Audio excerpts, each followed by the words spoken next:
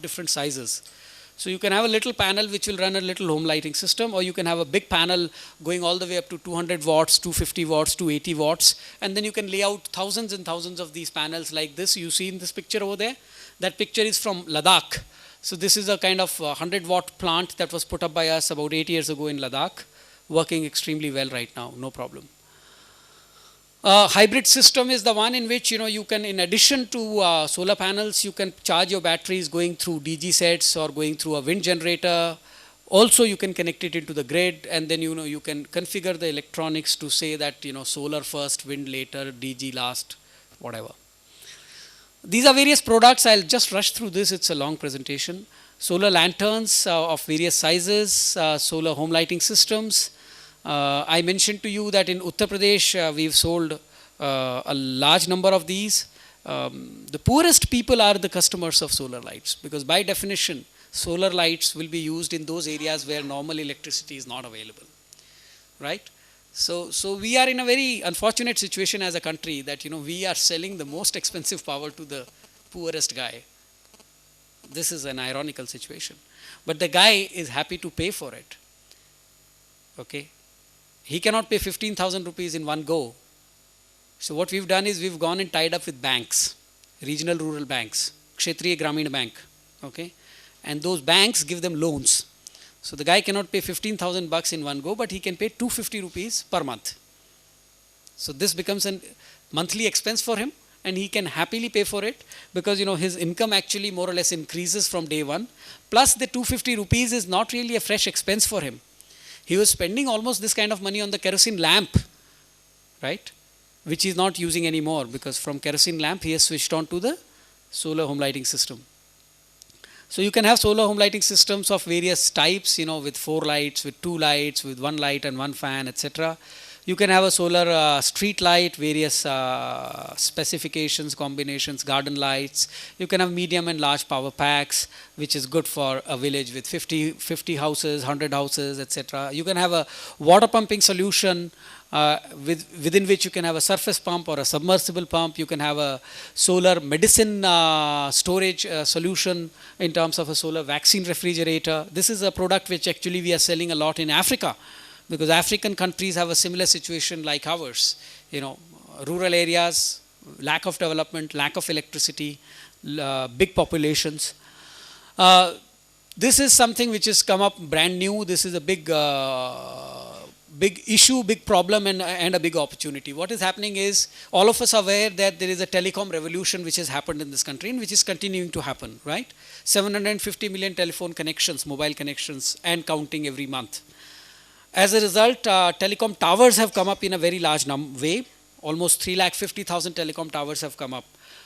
And the telecom companies, they have saturated the urban areas, and they're getting into rural areas. And in rural areas, what is the main problem? Lack of electricity. So what do? They run them on diesel generators. Can you imagine diesel generators running 24/7?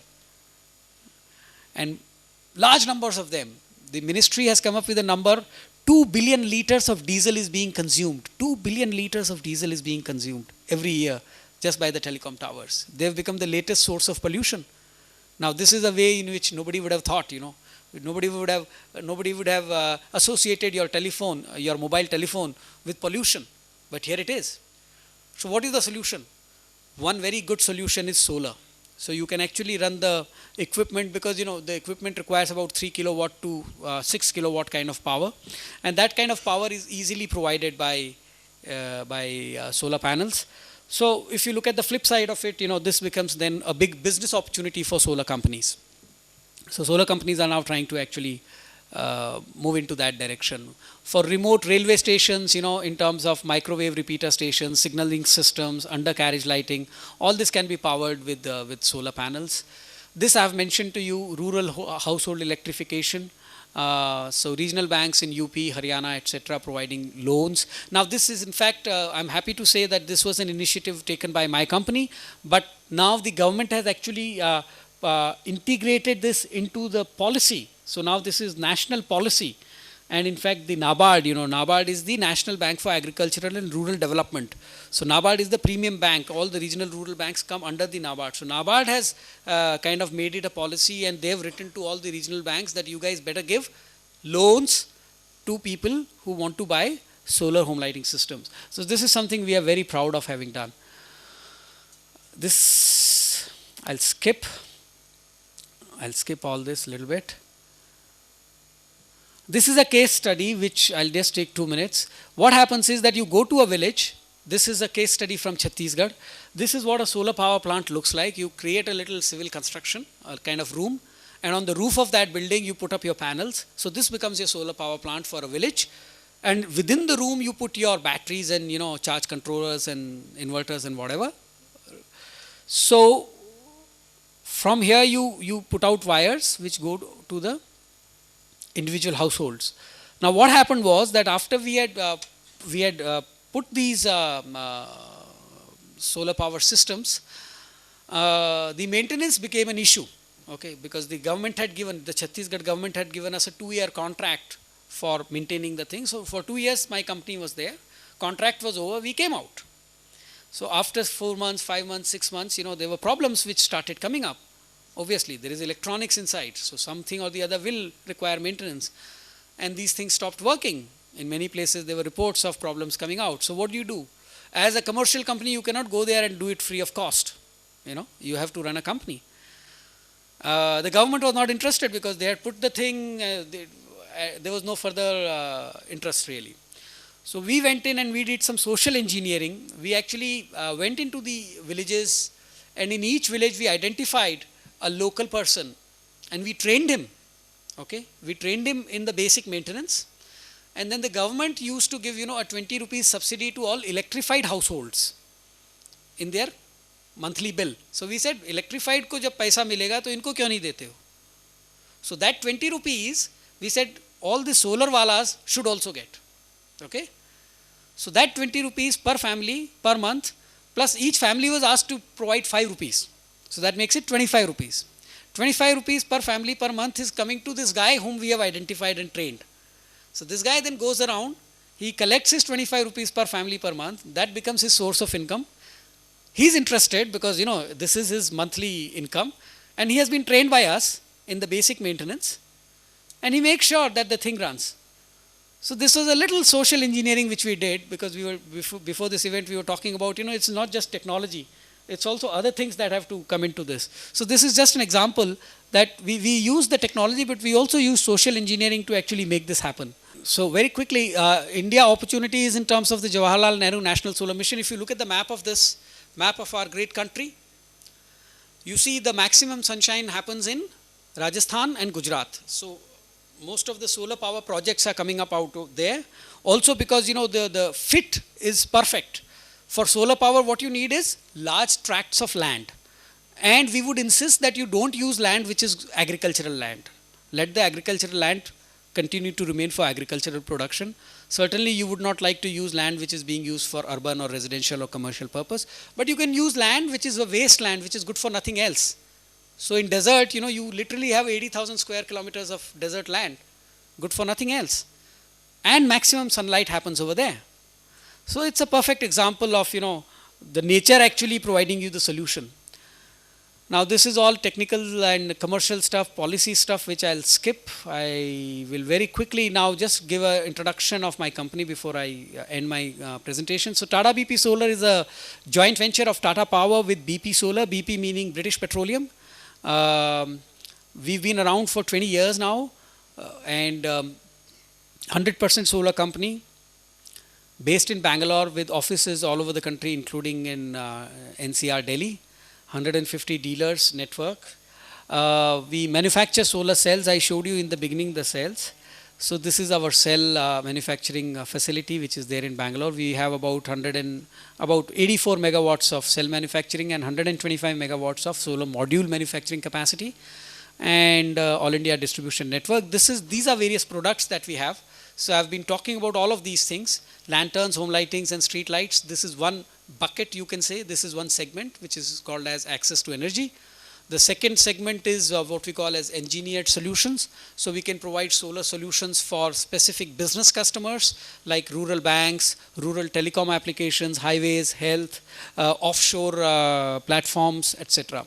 And the third one is what is now happening under the solar mission. So big solar plants, megawatt scale plants connected to the grid. Those are coming up, and we are doing quite a few of them in many states of India. Pictures of what we've done. This one is very interesting. If you see, look at the middle picture. I was talking to somebody about redesigning our buildings. So this is one of the ways to redesign the buildings. You see the facade of this building. This is not normal glass. These are PV panels. Okay, these are PV panels. So they act as the glass. They do the normal function of a glass, but they also act as power generators. So when sunlight falls on it, they actually generate electrical current. So 30 to 40% of the power requirement of this building is coming from this solar system which is there. And so on. This is a 1 megawatt solar power plant that we have put up in Delhi recently. This was inaugurated by the Honorable Chief Minister of Delhi. And as you can see, we put it up on a structure. So below the structure there is a kind of store of NDPL. NDPL is the North Delhi Power Limited. That's the electricity company for North Delhi. They had a central store where they used to keep their transformers and cables and all. So we said we'll put up a structure on top of this. Just give me the space. I don't need the ground. I'll put it up on the artificial structure that I create. So this is what has happened. The other picture is of a 3 megawatt plant which we've just done in Mulshi in Maharashtra. So that's about my company. I think it's been a long presentation. Sorry I took a lot of your time, but if there are any questions later on, I'll be happy to answer. Thank you.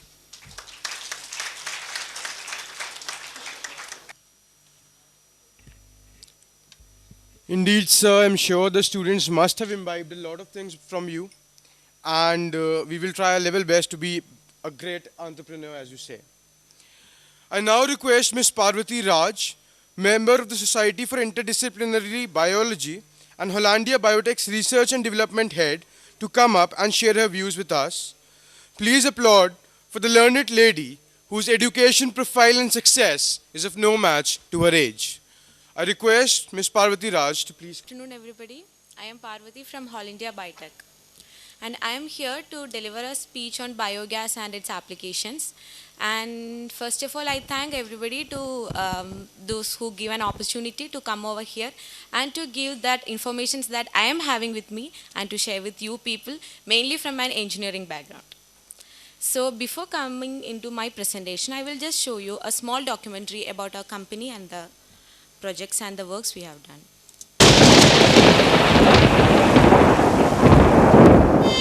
This is the condition of our environment. The nature that has been the reason of our health and happiness has now become a cause to worry about. We've been mercilessly milking our natural resources for centuries. Nature has given us everything we need to sustain our lives, and in return, we've given pollution and population. Are we not stripping nature of its natural resources by using them irrationally? Are we not poisoning the clean environment by exhaling pollutants into it? Is it not shocking that we have reached in a phase where it is more needed to conserve natural resources than to use them? The whole world, including India, is all set to take stern measures to save environment. Hollandia Biotech, an Ashton Award winner organization, has taken a step forward in the direction by introducing biogas plants, a cost-effective, state-of-the-art facility enabling production of bioenergy from organic waste.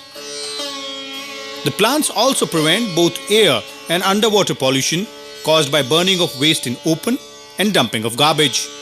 Use of bio-waste to obtain energy is not new to Indians. Our rural folks have been using dried cow dung as cooking fuel for ages.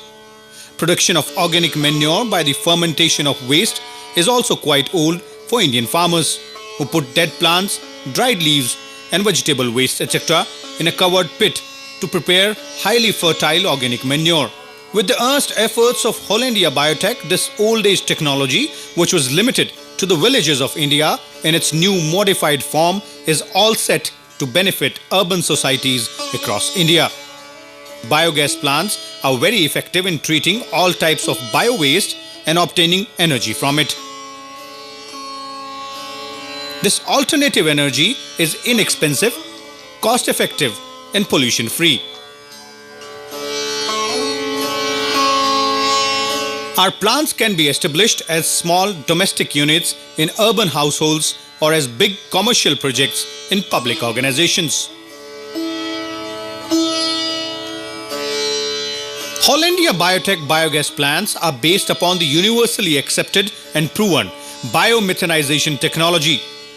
Through the adoption of this technology, all degradable waste like meat, vegetable waste, human and animal waste and other organic garbage are treated with the help of anaerobic bacteria in a concealed chamber of the plant. The free gas is stored in a reservoir while the treated waste in form of slurry comes out. The biogas is later converted into electricity and cooking gas. Kerala, the most literate state of India, has become a milestone in the journey of Hollandia Biotech. As a pioneering step, we established first ever biogas to electricity plant in the vegetable market of Kerala's Pathanapurgam Gram Panchayat 8 years back.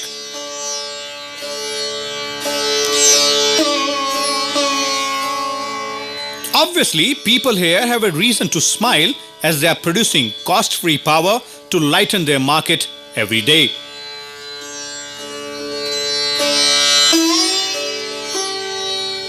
After witnessing the success of Pathanapurgam Gram Panchayat, state's 52 other Gram Panchayats have also come forward for the installation of such plants in their respective areas. Besides, Hollandia Biotech has successfully installed around 15,000 family-sized plants across the state. It's a win-win situation for the families who are using biogas plants as they are making the best out of the waste.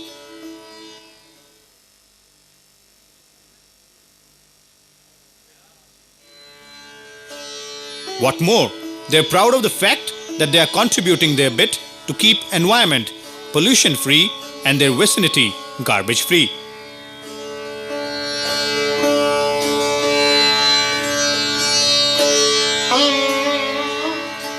These biogas units can be installed in houses, markets, institutions, hospitals, hotels, slaughterhouses, and all the other places where effective treatment of biowaste is needed.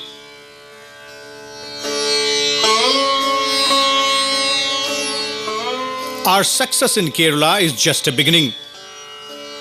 Ever-increasing energy demands and gradually receding resources indicate that every state and every aware citizen of India need biogas plant. We work on 4 projects. Domestic bio-waste treatment plants. Domestic plant can be installed in just 1 square meter of space within 1 to 4 hours of time. The gas generated from the waste of a family is sufficient to lit a single burner stove for 2 hours every day. Hollandia Biotech's units can be installed in big farmhouses, village homes as well as urban areas.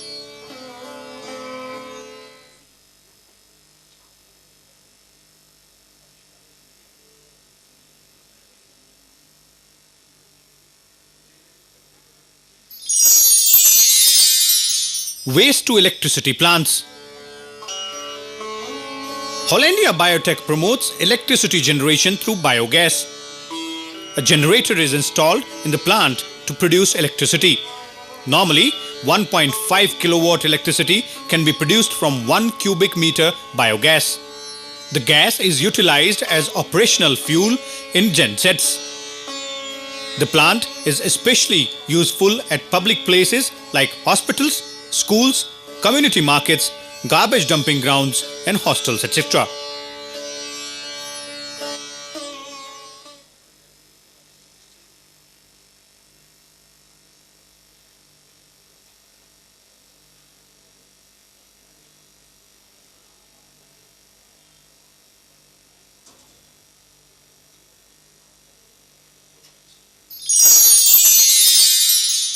Eco-friendly toilets. We also promote eco-friendly toilets. A good amount of energy as well as organic manure can be obtained through the treatment of toilet waste.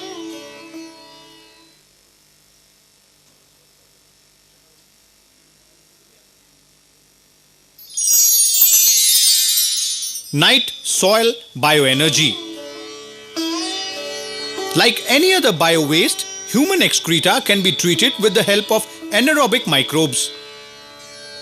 When a night soil plant is installed, there is no need of a separate conventional septic tank. The biogas obtained through the method can be used either for cooking or for electricity generation.